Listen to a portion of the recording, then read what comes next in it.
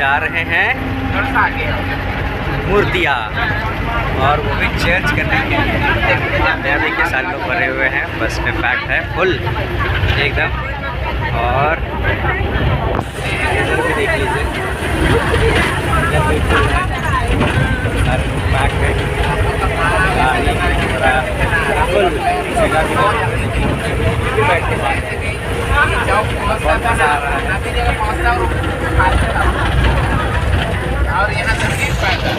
सभी को चर्च करने के लिए जा रहे हैं क्योंकि वहाँ पर हो रही है मीटिंग, और आज है आखिरी दिन, तो हम लोग वहीं पहुँचेंगे।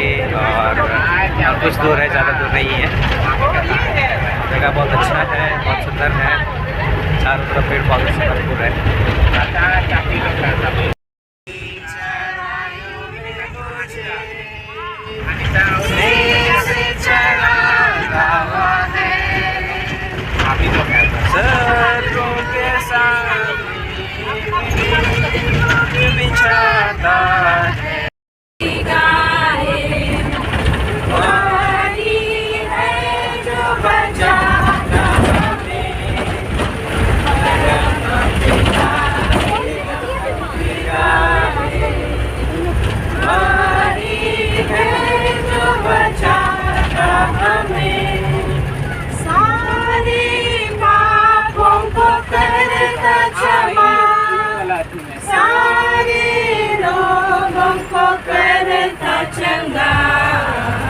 मूर्तियाँ, जहाँ देखिए हमारी स्कूल बस, और इस जगह पर हो रही है मीटिंग। कौन सी मीटिंग है ये? जागृति मीटिंग है ना? Yes sir. हाँ, तो यहाँ पर सारे यूथ्स लोग नज़र आएंगे ज़्यादातर में।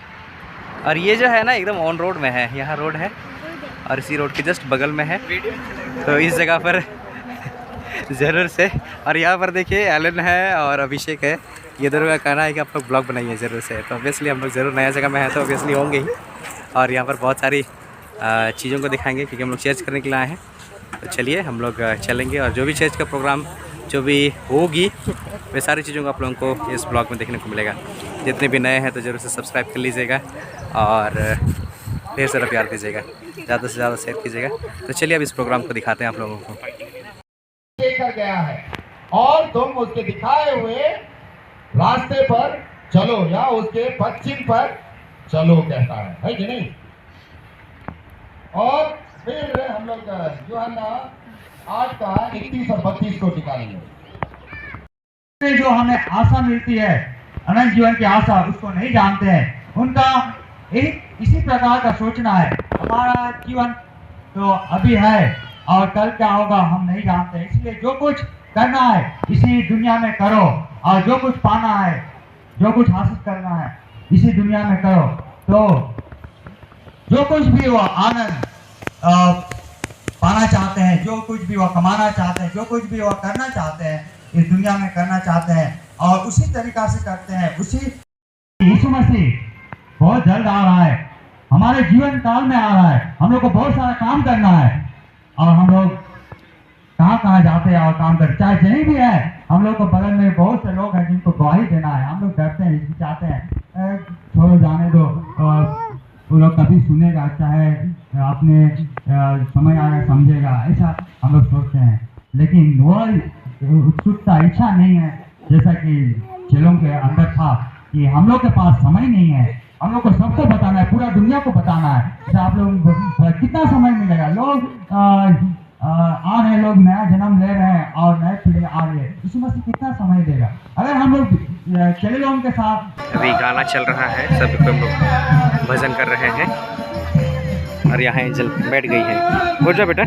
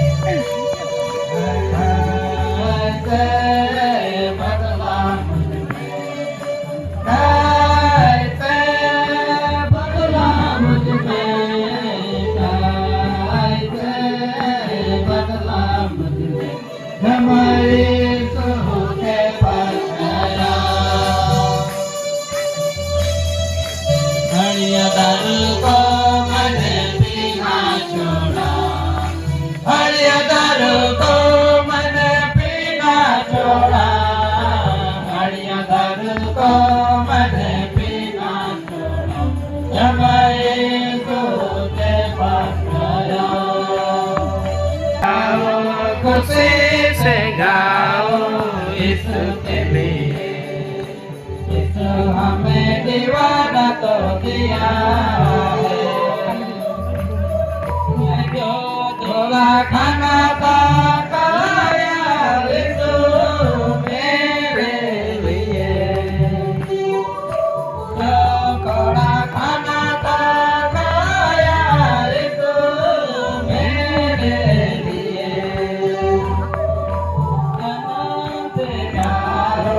खुशी से गाओ इसके लिए, यीशु तुम्हें दीवाना तो दिया।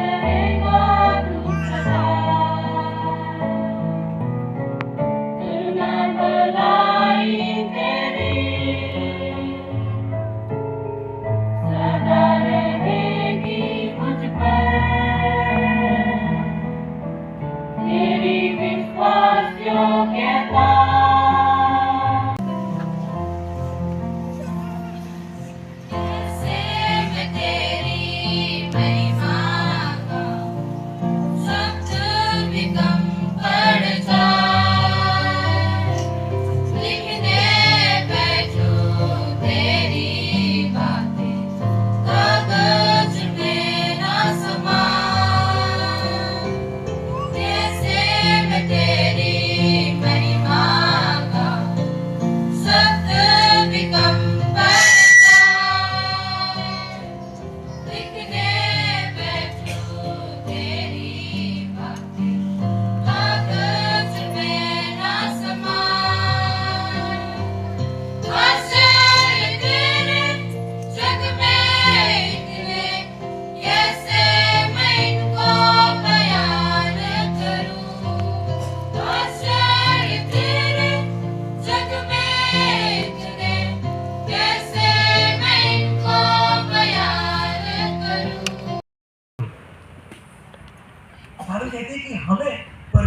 से डरने की जरूरत है, हमें परमेश्वर की महिमा करने की जरूरत है।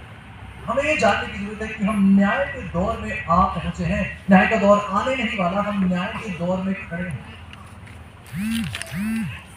उसका भजन करो जिसने स्वर्ग और पृथ्वी और समुद्र और जल के सोते बनाए। 8वीं आयत कहती है, फिर इसके बाद एक और स्वर्गदूत ये कहता हुआ आया कि गिर पड़ा वह बड़ा बाबुल, गिर पड़ा जिसने। यदि आप 12वीं आयत पढ़े तो ऐसा लगता है कि ये संदर्भ से बिल्कुल अलग है। यदि आप समझ ना पाए कि 3 स्वर्गदूतों का संदेश क्या है तो 12वीं आयत ऐसे लगेगी कि इसका इन आयतों से कोई लेना देना नहीं है। 12वीं आयत पढ़िएगा, बाइबल कहती है पवित्र लोगों का धीरज इसी में है। यदि आप अंग्रेजी में पढ़े तो अंग्रेजी में जिस प्रकार से यूहन्ना बताता है, जिसने प्रकाशित वाक्य की किताब लिखी, वह कहता है कि अब यहां देखो। यूहन्ना को ये बातें बताई जा रही हैं प्रभु यीशु के द्वारा, और ये 3 स्वर्गदूतों को देख रहा है। और 12वीं आयत यदि आप संदर्भीय रूप से पढ़े तो बाइबल कहती है कि यूहन्ना अब यहां देखो, अंग्रेजी में लिखा है हियर, यहां पर देखिए कि ये पवित्र लोगों का धीरज इसमें है जो परमेश्वर की आज्ञाओं को मानते हैं और यीशु पर विश्वास रखते हैं। मैंने कहा आपसे कि ये 3 संदेश नहीं, ये 3 पड़ाव है, सीढ़ी के 3 कदम है, और ये तीसरा कदम इस मुकाम पर आता है। इसलिए यूहन्ना को कहा जाता है यूहन्ना अब यहां देखो, यहां वो लोग हैं जो परमेश्वर के लोग हैं, एक ऐसे परमेश्वर के लोग जो पवित्र हैं और उनका धीरज इसी में है कि ये परमेश्वर की आज्ञाओं को मानते हैं और यीशु पर विश्वास रखते हैं। तो मेरा सवाल, 100 साल से ऊपर हो चुके हैं, 100 साल से ऊपर हो चुके हैं, क्या इन 100 सालों के बाद क्या आप एक ऐसी कलीसिया बन चुके हैं जो पवित्र है? क्या आप एक ऐसी कलीसिया बन चुके हैं जो परमेश्वर की आज्ञाओं को मानते हैं, उसका उल्लंघन नहीं करते? क्या आप ऐसी कलीसिया बन चुके हैं जो यीशु पर विश्वास रखते हैं? मूल भाषा में शायद आप पढ़े तो आपको सुनाई देगा कि यीशु पर विश्वास नहीं, यीशु जैसा विश्वास रखते हैं। में कोई ऐसा पाप है जो आप कहते हैं प्रभु मैं हर चीज त्यागने के लिए तैयार हूं, ये चीज मैं छोड़ने के लिए तैयार नहीं, आप मुझसे दुनिया मांग लीजिए, मैं दुनिया देने के लिए तैयार हूं, लेकिन ये मेरी बहुत पसंदीदा, बहुत खूबी ये चीज है, मैं इसे दिल से लगा कर रखना चाहता हूं, मुझसे ये मत मांगेगा, मैं बाकी सब कुछ देने के लिए तैयार हूं। और परमेश्वर कह रहे हैं जब तक आप ये बलिदान के लिए तैयार नहीं है, आपको परमेश्वर का भय मानना नहीं आता है।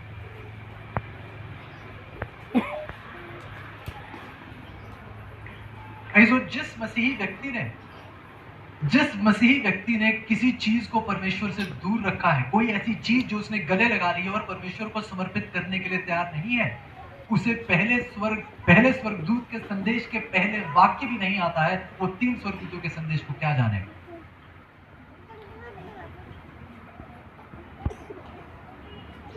पहले स्वर्गदूत के संदेश का पहला वाक्य परमेश्वर का भय मानना, इस बात की पुकार है कलीसिया के लिए कि कलीसिया अपने दिल में कोई भी ऐसी चीज ना रखना जो आपके और परमेश्वर के बीच आ जाए। क्या आप सुन रहे हैं? आपके जीवन में एक ऐसी चीज, ना कोई चीज होनी चाहिए, ना कोई व्यक्ति होना चाहिए। कई लोगों ने अपने परिवारजनों को ही अपना देवी देवता बना लिया। कई लोगों के लिए अपना पति परमेश्वर से बढ़कर, कई लोगों के लिए अपने बच्चे परमेश्वर से बढ़कर हैं। पर प्रभु ये नहीं कह रहे कि अपने परिवार से प्रेम मत कीजिए, लेकिन परमेश्वर से बढ़कर आपके जीवन में ना कोई चीज होनी चाहिए, ना कोई व्यक्ति होना चाहिए।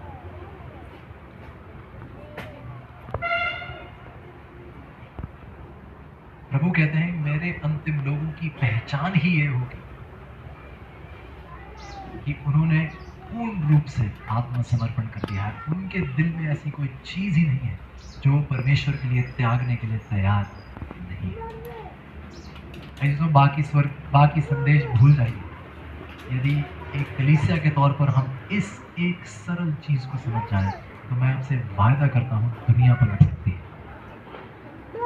मैं आपसे वायदा करता हूँ कि दुनिया पलट सकती है यदि एक कलीसिया के तौर पर हम इस पहले वाक्य को समझ जाएं कि हम परमेश्वर से कोई भी चीज दूर नहीं रखेंगे, हम पूर्ण रूप से परमेश्वर में समर्पित हैं। मेरे दिल में कोई ऐसी मूर्त नहीं खड़ी होगी मेरे दिल के कोई करीब ऐसा व्यक्ति नहीं होगा जिसे मैं परमेश्वर के लिए त्यागने के लिए तैयार ना हूं। यदि हम इस एक वाक्य को समझ जाएं तो दुनिया पलट सकती है। और मैं आपसे मजाक नहीं कर रहा, जितने लोग आज इस तंबू में मौजूद हैं, हमें इनसे ज्यादा लोगों की जरूरत भी नहीं पड़ेगी। यदि आज यहाँ मौजूद सारे लोग इस संदेश को समझ जाएं, स्वीकार लें, सिर्फ इस एक वाक्य को पूर्ण रूप से समझ लें, अपना लें और अमल करें, तो मैं आपसे वायदा करता हूं इतने ही लोग दुनिया तक ये संदेश पहुंचा सकते हैं और प्रभु का आगमन अगले महीने हो सकता है।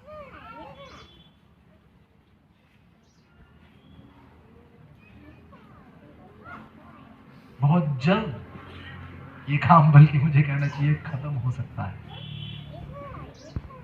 क्योंकि जितना जल्दी, बाइबल क्या कहती है, ये सुसमाचार का जो संदेश है कहां तक पहुंचना चाहिए?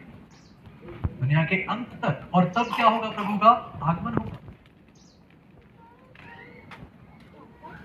यदि प्रभु के आगमन में देरी है तो एक बड़ी वजह कौन है? कहने में मुश्किल हो रही है। बड़ी वजह कौन है?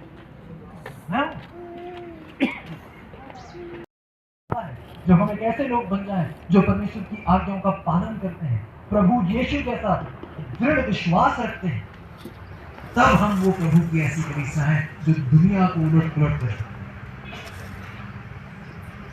और प्रभु को ज्यादा लोग नहीं चाहिए। यदि इतने ही लोग इस संदेश को स्वीकार करें तो हम दुनिया में जागृति ला सकते हैं।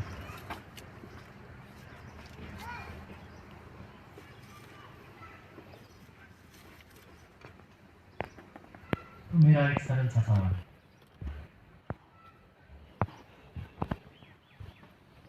मेरी पहली दरख्वास्त उस व्यक्ति से है जो चाहता है कि वह आज अपना जीवन पूर्ण रूप से प्रभु में समर्पित करे। मैं उस व्यक्ति से बात करता हूँ जो प्रभु के साथ जुड़ना चाहता है, इसके बारे में शायद आपके जहन में सोच विचार है, लेकिन अभी तक आपने निर्णय नहीं लिया। लेकिन आज यदि प्रभु की पवित्र आत्मा आपके दिल पर दस्तक देकर ये कहता है कि आपको अपना जीवन प्रभु में समर्पित करना है। मैं उस व्यक्ति से बात कर रहा हूँ जिसने आज तक बपतिस्मा नहीं लिया है। मैं उस नौजवान से बात कर रहा हूँ जिसने बपतिस्मा नहीं लिया। लेकिन प्रभु यदि आज आपके दिल पर ये पुकार डालते हैं कि ये प्रभु की कलीसिया है, प्रभु के अंतिम लोग हैं और हमें सच्चाई को दुनिया के सामने रखना है। यदि हमारे बड़े बुजुर्गों में हमें ये नहीं दिखाई दे रहा, कोई नौजवान होने के तौर पर आपको एक सही उदाहरण दुनिया के सामने रखना है। क्या कोई यहाँ ऐसा है जिसने बपतिस्मा नहीं लिया है और आज कहना चाहता है कि मैं प्रभु की कलीसिया में प्रभु में बपतिस्मा लेकर प्रभु की अंतिम कलीसिया में भाग करना चाहता हूँ और प्रभु के चरित्र को दुनिया के सामने प्रकाशित करना चाहता हूँ, मैं पूर्ण रूप से आत्मसमर्पण करना चाहता हूँ। क्या कोई है? मैं चाहूँगा कि आप खड़े हो।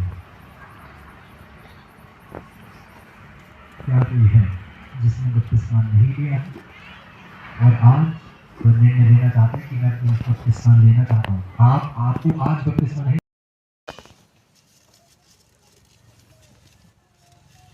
कोई नहीं है और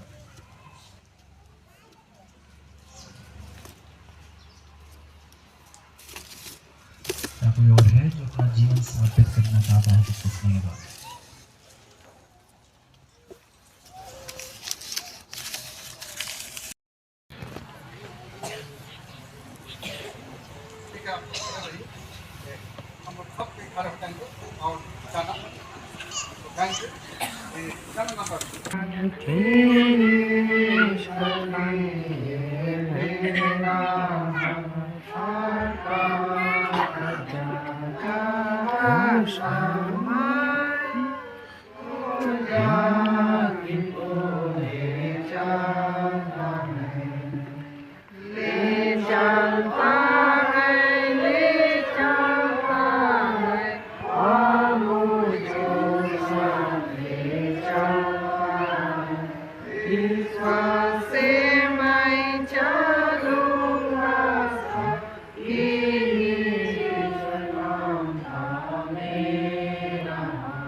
फाइनली गाइस हम लोग की जो प्रोग्राम थी ना वो ख़त्म हो गई और बहुत मज़ा आया। हम लोग के जो मेन गेस्ट थे मैं उनसे मिला, उनसे पिक लिया बहुत अच्छा लगा देख करके।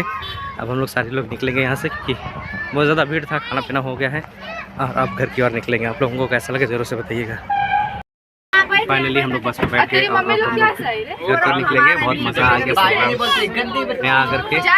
जिस इंसान से मिलना था उनका सर्मन बहुत अच्छा था। ये चर्च सेक्रेटरी में हम लोग का बहुत अच्छा सर्मन देते हैं, मुझे बहुत पसंद है। और देखिए आज पूरी बस पैक हो गई है। अब चलेंगे हम लोग। अच्छा वो बाय, ठीक है हम लोग बाय करेंगे। यहाँ पर फिर से एलन और अभिषेक हम लोग इस ब्लॉग में, ठीक है। तो इधर में एंजल है, वो दिख नहीं रही है। एंजल इधर देख रही है। तो ठीक है, अब इस वीडियो को यही हम लोग अंत करते हैं। Take care and bye.